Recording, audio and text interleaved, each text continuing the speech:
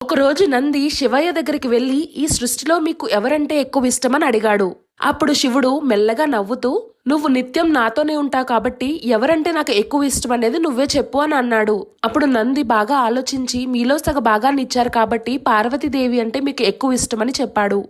కానీ శివుడు కాదన్నాడు. ప్రథమ పూజ్యాన్ని వినాయకుడికి ఇచ్చారు కాబట్టి వినాయకుడంటే ఎక్కువ ఇష్టమని చెప్పాడు.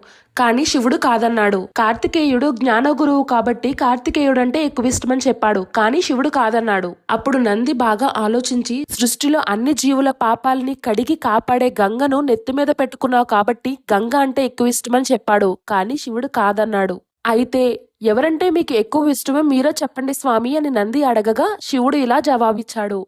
ఎవరైతే వాళ్ళ కష్టాల్లోనూ సుఖాల్లోనూ నన్ను తలుచుకుంటూ ఉంటారో, వాళ్ళ భారాలన్నీ నాపై ఉంచి నువ్వే దిక్కు స్వామి అని నన్ను నమ్ముతారో, అలాంటి భక్తులంటే నాకు చాలా ఇష్టమని శివుడు నందితో చెప్పాడు. అందరూ చెప్పండి.